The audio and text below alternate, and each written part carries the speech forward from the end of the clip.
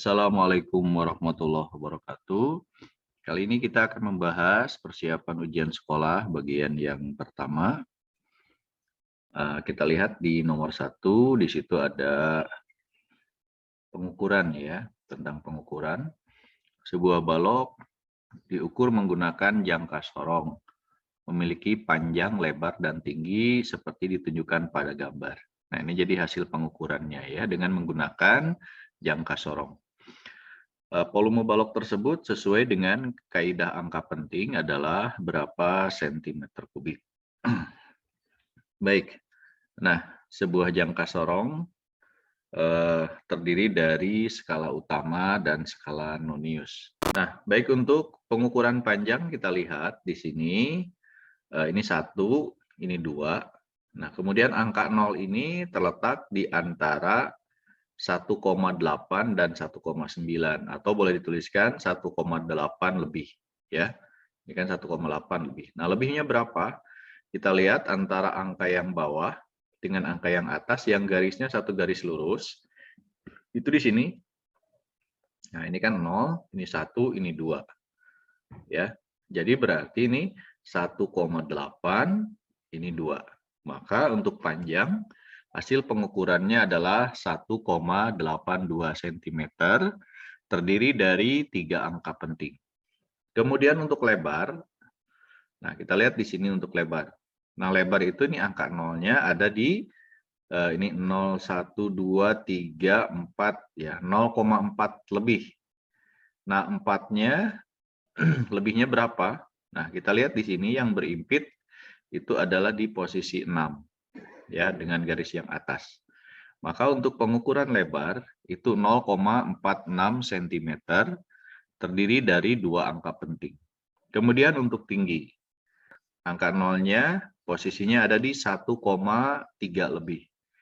Nah, lebihnya ini yang berimpit adalah di angka 5 ya. Maka untuk tinggi kita tuliskan 1,35 cm, terdiri dari 3 angka penting. Nah, jadi untuk volumenya adalah panjang kali lebar kali tinggi, maka diperoleh 1,13022 cm kubik. Nah, yang diinginkan adalah penulisan dalam bentuk angka penting hasil perkalian. Nah, jadi perkalian bilangan penting menghasilkan bilangan penting atau angka penting yang paling sedikit. Nah, di sini yang paling sedikit adalah 2 angka penting. Maka kita harus menuliskannya dalam bentuk 2 angka penting. Maka penulisan yang benar ya setelah dibulatkan ya, jadi ini kan dibulatkannya ke bawah ini semua ya. Nah, jadi berarti ini diperoleh adalah 1,1 karena harus mengandung 2 angka penting ya. Jadi jawabannya adalah yang C. Nah, kemudian nomor 2, hasil pengukuran diameter bola butiran logam dengan menggunakan micrometer screw adalah 2,75 mm. Gambar yang sesuai dengan hasil pengukuran adalah. Baik, nah untuk micrometer screw itu skala utamanya ada di sini. Ini skala noniusnya atau selubungnya ya. Oke, cara penulisannya seperti ini. Kita lihat tadi hasil pengukurannya ya, itu 2,75 mm. Nah, untuk skala utama bersatuan milimeter dan skala selubung bersatuan 0,01 mm. Jadi kalau 2,75 mm berarti ini selubungnya 0,01, jadi dikali 0,01 berarti ini 25. Nah, sehingga untuk skala utamanya nanti 2,5 mm dan skala selubungnya atau noniusnya adalah 25 angkanya. Ya. Nah, mana yang cocok? Kita lihat yang cocok berarti yang 2,5 skala utama dan 25 skala selubung. Kita lihat. Nah, ini 2,5, ini 2,5, ini 2,5, ini sama semua 2,5. Nah, kemudian tinggal dilihat skala selubungnya 25. Yang tepat satu garis lurus dengan garis yang ini. Ini 20, nah ini 25. Ya, ini 15. Ya kan? Nah, jadi yang cocok adalah yang ini. Maka jawabannya adalah yang C. Nah, kalau kita tentukan nilainya untuk masing-masing hasil pengukuran, ya, untuk yang A, nah ini kan berarti 2,5 ditambah 0,20, jadi 2,70 mm. Kalau yang ini 2,5, yang ini 2,5 dan 0,15 berarti ya. Jadi hasil pengukurannya 2,65. Yang ini tadi sudah, yang C ya 2,75, yang D 2,5 dengan 0,12 ya. Ya ini kan 12-nya angkanya. Berarti 2,65, kemudian yang E ini kan pas di 35. Jadi 2,5 tambah 0,35. Maka diperoleh 2,85 mm. Baik, untuk nomor 3 di sini ada hubungan roda-roda. Nah, prinsipnya untuk yang A dengan C dihubungkan dengan tali seperti ini, berarti memiliki kecepatan linear yang sama atau V-nya sama. Sementara antara B dan C, ini sepusat, berarti kecepatan sudutnya yang sama atau omeganya yang sama. Ya, baik. Jadi kita lihat, nah ini ya, A dan C, V-nya yang sama. Nah, di sini yang diketahui adalah bila roda A diputar dengan laju konstan 10 meter per sekon. Berarti ini adalah pi A. Nah, jadi pi A-nya 10, berarti pi C-nya juga 10. Ya. Nah, oke, nah itu yang pertama. Kemudian antara B dan C adalah yang sama omeganya. Nah, omega itu adalah pi per R. Nah, yang ditanya kan pi B ya, kecepatan linear B. Nah, RB-nya sama dengan RAR. Nah, jadi C-nya setengah R. Jadi tinggal ini ganti dengan R, ini jadi setengah R, PC-nya kan sudah ada 10. Kita masukkan angkanya, lalu R-nya dicoret. Nah, jadi ini R dicoret, berarti 10 dibagi setengah. Jadi sama dengan 20 meter per sekon. Maka jawabannya adalah yang D. Nomor 4, seorang supir sedang mengendarai sebuah mobil yang bergerak dengan kecepatan tetap 15 km per jam. Ketika sopir melihat seorang anak yang tiba-tiba menyeberang, diperlukan waktu 0,18 detik bagi sopir untuk bereaksi dan mengerem. Akibatnya mobil melambat dengan percepatan tetap 6 meter per sekon kuadrat dan berhenti. Jarak total yang ditempuh mobil, sehingga jarak total yang ditempuh mobil tersebut sejak sopir melihat anak menyeberang hingga mobil berhenti adalah berapa meter. Baik, kita lihat solusinya. Pertama kita ubah dulu satuannya, 54 km per jam berarti 54.000 meter dibagi 1 jamnya 3.600 sekon, berarti sama dengan 15 meter per sekon. Nah, kemudian yang pertama, ini kecepatan tetap berarti GLB ya. Nah, jadi GLB tinggal S sama dengan V kali T. Ya, jadi ini V-nya 15, T-nya 0,18 sekon, jadi dapat 2,7 meter. Kemudian ini pengereman, ya, berarti GLBB, maka kita tuliskan persamaannya V kuadrat, V0 kuadrat min 2AS. Nah, berhenti berarti kecepatan akhirnya adalah 0, kecepatan awalnya nih 15, nah, pada saat mulai pengereman itu ya. Kemudian A-nya 6, maka kita akan dapatkan seperti ini. Berarti 0 kuadrat sama dengan 15 kuadrat min 2 kali 6 kali S. 2 kali 6, 12. 12S sama dengan 225. Maka diperoleh S-nya adalah 18,75 meter. Nah, sehingga jarak total yang ditempuh adalah 2,7 tambah 18,75 berarti 21,45 meter. Nah, atau kita bisa menggunakan grafik ya. Jadi kalau menggunakan grafik, kita gambarkan dulu ya. Ini GLB, kemudian diperlambat. Nah, GLB berlangsung selama 0,18 detik. Nah, pertama kita tentukan dulu ya waktu dari selama GLBB ya. Nah, kita gunakan persamaan dari perlambatannya delta V per delta T ya. Perlambatannya 6 tadi. Nah, delta V-nya dari 15 ke 0 berarti 15 per delta T. Maka delta T-nya diperoleh 15 per 6 sekon. Jadi waktu dari mulai sejak pengereman sampai berhenti adalah 15/6 detik. Nah, sehingga untuk mencari jarak cukup mencari luas, berarti luas trapesium, ya. Nah, luas trapesium itu kan sisi yang sejajar ini 0,18, ini 0,18, ini delta T, tadi 15/6 dari sini ke sini, ya. Lalu dibagi 2 kali tingginya ini 15, yang ini. Diperoleh 21,45 meter. Jadi jawabannya adalah yang D. Selanjutnya nomor 5. Nah, ini tentang vektor, mencari resultan vektor. Tentu langkah-langkahnya kita harus tentukan dulu penguraian dalam arah sumbu X dan sumbu Y, kemudian cari Fx dan Fy-nya.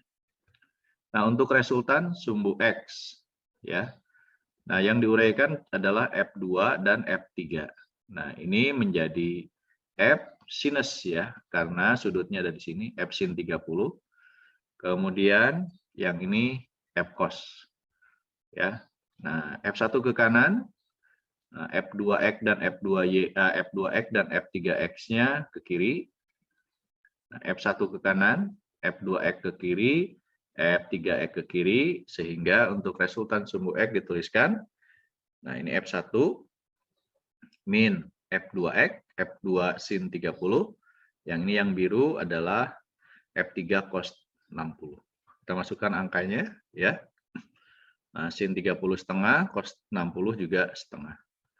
Maka diperoleh Fx-nya adalah min 2 Newton. Nah, Fx sama dengan min 2 Newton searah X negatif berarti. Kemudian untuk sumbu Y, nah berarti kalau diuraikan, ini menjadi F cos, ya. Yang ini menjadi F sin. Nah, berarti yang ke atas dikurangi yang ke bawah. Nah, maka Fy-nya adalah F2 cos 30 yang ini dikurangi F3 sin 60 yang ini. Kita masukkan angkanya. Nah, cos 30 setengah akar 3, sin 60 juga setengah akar 3. Maka akan diperoleh hasilnya adalah min 2 akar 3 Newton searah Y negatif. Kemudian resultannya ketiga gaya tersebut kita gunakan. Nah, Fx kuadrat tambah Fy kuadrat diakarkan, ya. Oke, maka kita akan mendapatkan hasilnya adalah 4 Newton. Jawabannya adalah E. Oke, contoh lain nomor 6 tentang vektor juga. Nah, di sini satu kotaknya berukuran 3 kali 3. Berapakah resultan ketiga gaya tersebut? Nah, kalau di sini berarti F2 dan F3 tidak perlu diuraikan karena sudah pada sumbu X dan sumbu Y. Tinggal F1-nya diuraikan ke sumbu X dan sumbu Y. Nah, sehingga untuk Fx-nya, ya. Nah, berarti Fx-nya ini F2 ditambah proyeksi dari F1. Nah, berarti panjangnya sama, ya. Nah, ini kan 1, 2, 3, 4 kotak, satu kotaknya 3. Maka berarti kalau 4 kotak adalah 12. 12, ya. Nah, jadi F2 12, F1X juga 12, jadi 24 Newton. Kemudian untuk sumbu Y, nah berarti ada F3 ditambah F1Y. Ya. Nah, F1Y-nya 4 kotak, F3-nya 2 kotak. Kali 3, jadi 6 dan 12. Ya kan? Ini 2 kali 3 dan 4 kali 3. Jadi 18 Newton. Lalu resultannya tinggal pakai akar kuadrat. Ya. Maka diperoleh 30 Newton. Jawabannya adalah E. Kemudian nomor 7. Ini tentang hukum Newton. Ditanya adalah A dan T kalau gesekan diabaikan, percepatan dan tegangan tali. Nah, kita gunakan hukum Newton, sigma F sama dengan M kali A. Untuk benda 1 bergerak ke kanan, maka persamaannya T yang nariknya ini sama dengan M1 kali A. Kemudian untuk benda 2 karena turun ke bawah berarti M2 min T persamaannya, ya. M2G min T sama dengan M2 kali A.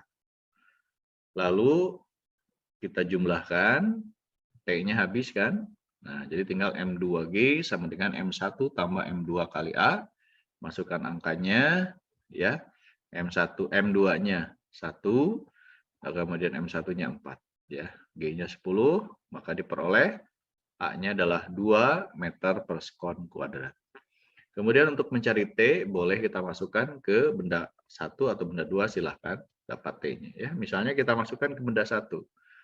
Tadi T1, maaf, T sama dengan M1 kali A, maka kita masukkan angkanya 4 kali 2, 8 Newton.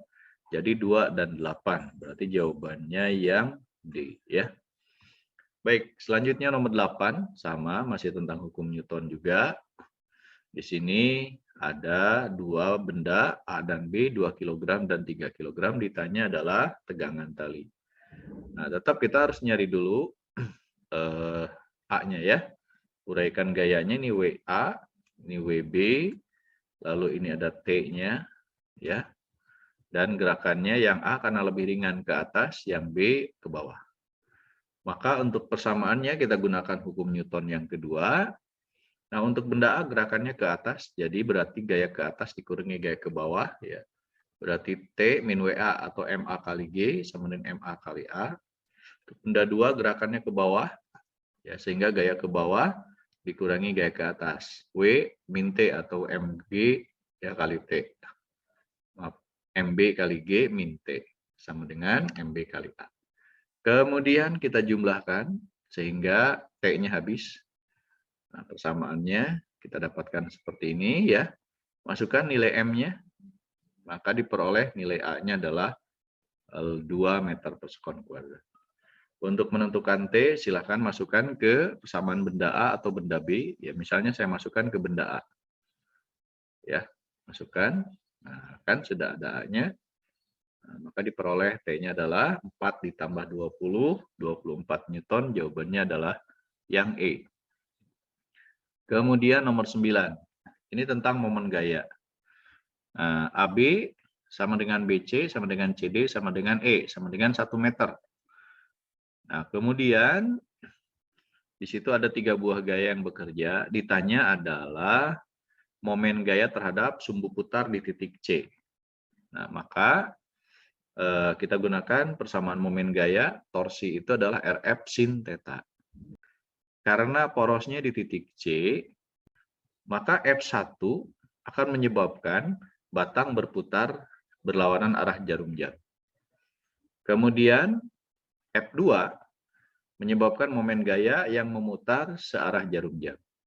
Kemudian F3 menyebabkan momen searah jarum jam juga, momen gayanya. Momen gaya total dengan pusat rotasi di titik C adalah R1 F1 kali sin theta 1 tambah R2 F2 sin theta 2, R3 F3 sin theta 3. Nah, momen untuk R1 negatif, yang F2 dan F3 itu positif ya. Nah, jadi dituliskan seperti ini. Ya kan, RF sin theta. Nah, R1-nya adalah dari C ke A, jadi 2 meter. Kemudian R2-nya dari B ke C 1 meter. Kemudian R3-nya dari C ke E berarti 2 meter ya. Masukkan angkanya. Oke, maka diperoleh hasilnya adalah 2 Newton meter B ya. Nomor 10, menentukan titik berat benda gabungan. Nah, di sini adalah 2 dimensi ya. Jadi kita cukup mencari luasnya. Baik, pertama langkahnya adalah kita tentukan dulu koordinat masing-masing benda. Jadi misalnya kita membagi menjadi persegi panjang dengan segitiga. Nah, untuk persegi panjang, nah ini adalah posisi tengahnya, maka kita sebut sebagai Z1, di mana untuk benda 1 itu yang persegi panjang, A1-nya berarti kan 3 kali 6, berarti 18. Dan Z1-nya koordinatnya ada di 3,1,5. Ya kan? Oke. Kemudian untuk segitiga, nah ini koordinat titik beratnya ada di situ. Kita sebut sebagai Z2. Nah, jadi kalau kita proyeksikan Z2 ini ke sini ya, berarti tengah-tengahnya, berarti 4,5. Lalu ini nanti posisinya ada di sini. Nah, ini adalah sepertiga dari tingginya. Tingginya adalah 3, sepertiganya berarti ini ke sini 1. 1 tambah 3, jadi berarti 4. Jadi ini pas 4 di sini. Ya, sehingga bisa dituliskan benda 2, A2-nya adalah setengah kali alas kali tinggi. setengah kali alasnya kan 3, tingginya juga 3. Jadi sama dengan 4,5. Z2-nya tadi 4,5,4. Ya. Nah, untuk absisnya X0, nah kita tuliskan seperti ini. Ya kan? A1X1 tambah A2X2 per A1 tambah A2. Nah, ini A-nya, ini X-nya, ini X ya. Oke. Kemudian dibagi 4,5, coret 1, ini coret 1, ini coret dapat 4, coret dapat 4. Maka dituliskan seperti ini. Ya kan? 4 kali 3, 12 ditambah 4,5, 4 tambah 1, 5. Maka diperoleh 16,5 per 5 adalah 3,3.